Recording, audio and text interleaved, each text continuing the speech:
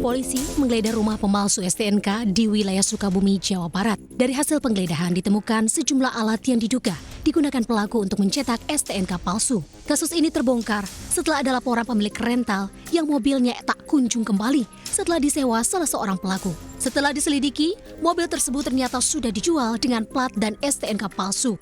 Polisi kemudian menangkap 4 orang pelaku, di mana salah satunya mengaku sebagai jenderal muda Kekaisaran Sunda Nusantara yang mengeluarkan STNK tersebut. Kepada polisi, mereka mengaku sudah menjalankan aksinya selama 5 tahun. Mereka menjual STNK palsu seharga Rp2,5 juta. Sebagai jenderal muda dari negara Kekaisaran Kemaharajaan Sunda Kelapa, ulangi Sunda Nusantara atau Sunda Ajikeleng. Ya, jadi merasa berhak untuk mengeluarkan STNK. Dalam kasus ini, polisi juga menyita barang bukti berupa 9 mobil, STNK palsu, laptop, dan printer. Untuk mempertanggungjawabkan perbuatannya, para pelaku kini mendekam di sel tahanan Polres Cianjur, Jawa Barat. Mereka terancam hukuman hingga 7 tahun penjara. Dari Cianjur, Jawa Barat, Muhammad Andi Ihsan, iNews melaporkan. Polisi bongkar praktik licik pabrik produksi minyak goreng Minyak Kita yang tidak sesuai kemasan di Depok, Jawa Barat. Sementara di Tangerang, Banten, ribuan mak-mak rela antre sejak pagi demi mendapat sembako murah.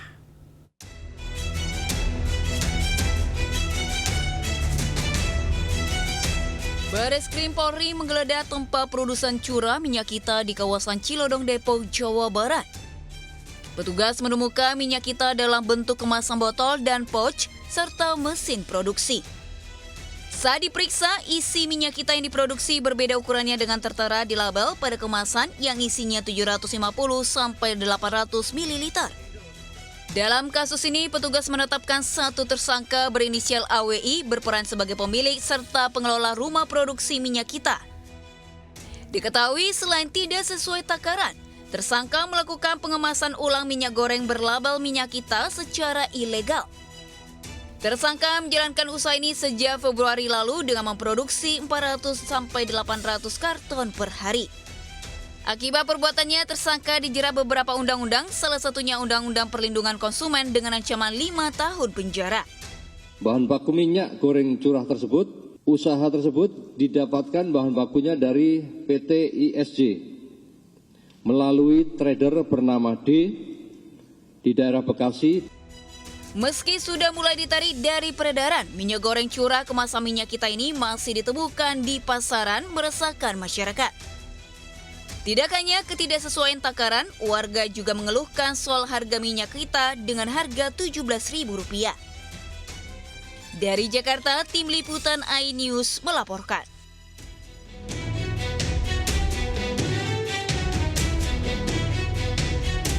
Sejak pagi, ribuan warga yang dinominasi emak-emak antri untuk mendapatkan paket sembako murah di kantor Kecamatan Pagedangan, Tangerang. Petugas mengarahkan warga untuk berjajar demi menjaga ketertiban selama operasi pangan murah berjalan. Warga antusias karena satu paket sembako dibanderol Rp35.000 dan berisi gula pasir, terigu, minyak goreng, dan beras dengan masing-masing barang mencapai 1 kilogram. Warga mengaku sangat terbantu apalagi saat ini masih bulan Ramadan. Dari pemerintah sih pasar Ramadan, pasar murah Ramadan. Yang penting warga nebus gitu? Iya, nebus murah. Berapa duit? Rp35.000. Bu, merasa terbantu nggak Bu dengan adanya ini? Alhamdulillah terbantu, lumayan lah ya. Harusnya ngeluarin duit 50 lebih, ini cuma Rp35.000. Operasi pangan murah ini sedikitnya 2.950 paket sembako murah dijual murah pemerintah Kabupaten Tangerang untuk masyarakat. Dari Tangerang, Banten, Aimarani, iNews melaporkan. Kita ke informasi selanjutnya, pemirsa. Hujan lebat disertai butiran es terjang sebagian wilayah di kota Yogyakarta. Bahkan cuaca ekstrim juga sempat menumbangkan pohon dan menutup jalan.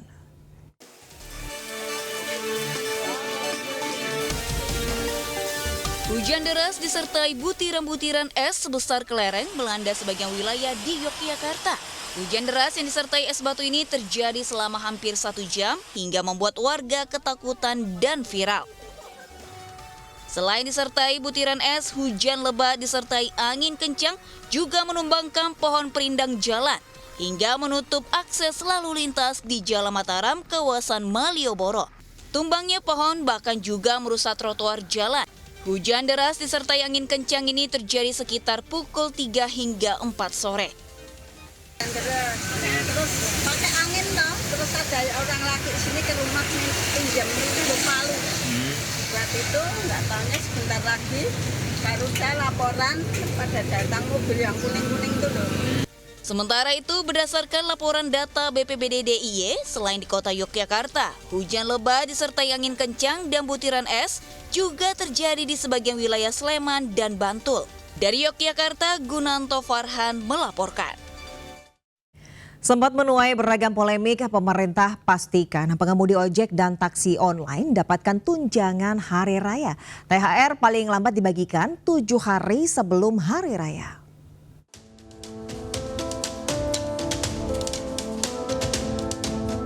Presiden Prabowo Subianto memberikan kepastian terkait tunjangan hari raya bagi pengemudi dan kurir online. Presiden Prabowo juga menegaskan pencairan THR bagi pegawai negeri sipil atau PNS dan pegawai pemerintah dengan perjanjian kerja atau PPPK akan tepat waktu paling cepat 3 minggu sebelum Lebaran. Untuk itu pemerintah menghimbau kepada seluruh perusahaan layanan angkutan berbasis aplikasi untuk memberi bonus hari raya kepada pengemudi dan kurir online dalam bentuk uang tunai dengan mempertimbangkan keaktifan kerja. Khusus bagi THR bagi ojek online, kebijakan ini diambil setelah sebelumnya pengemudi ojol berunjuk rasa di depan kantor Kementerian Ketenagakerjaan Februari lalu. Kemenaker pun akhirnya menerbitkan surat edaran tentang pemberian bonus Hari Raya Keagamaan tahun 2025. Bonus berupa uang tunai dan dibayar paling lambat 7 hari sebelum Lebaran. Dan bonus diperuntukkan bagi yang aktif dan produktif, setara jumlah bonus dengan perhitungan sebesar 20% dari rata-rata pendapatan bersih bulanan selama setahun terakhir. Kini terdapat sekitar 250.000 pekerja pengemudi ojek online yang aktif, sedangkan ada 1 hingga 1,5 juta berstatus part-time. Dari Jakarta, tim liputan iNews melaporkan.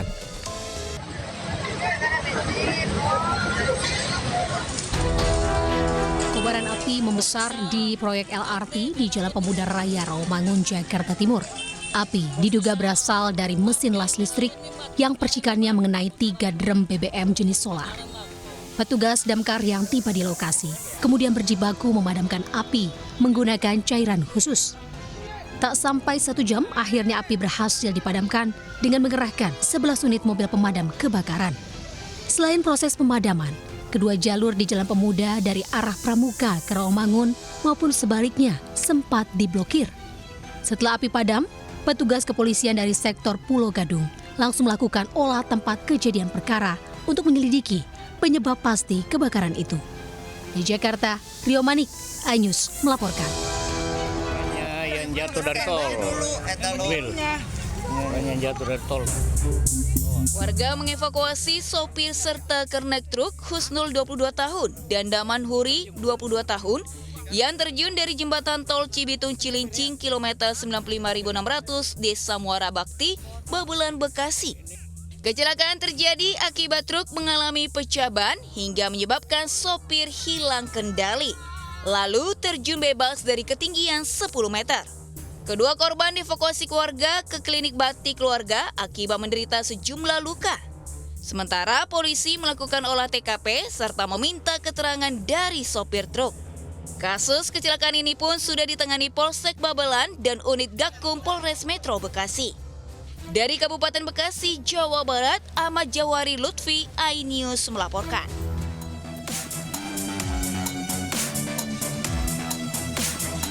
Kelompok remaja menyusuri gang di Kampung Bahari, Tanjung Priok, Jakarta Utara sambil mengacungkan senjata tajam. Khawatir terjadi tawuran, sejumlah emak kemudian menghadang dan mengusir mereka. Setelah viral di media sosial, polisi turun tangan mencari para remaja itu. Polisi kemudian menemukan suatu lokasi yang diduga menjadi tempat berkumpulnya para pelaku. Polisi temukan 68 senjata tajam, narkotika jenis ganja kering, serta 2 unit airsoft gun dan pelurunya. Polisi juga menangkap 2 remaja yang diduga pemilik senjata dan narkoba. Kedua pelaku kini sudah ditetapkan sebagai tersangka dan dijerat pasal tentang kepemilikan senjata dengan ancaman hukuman 10 tahun penjara. Di Jakarta, Rizky Falupi, iNews melaporkan.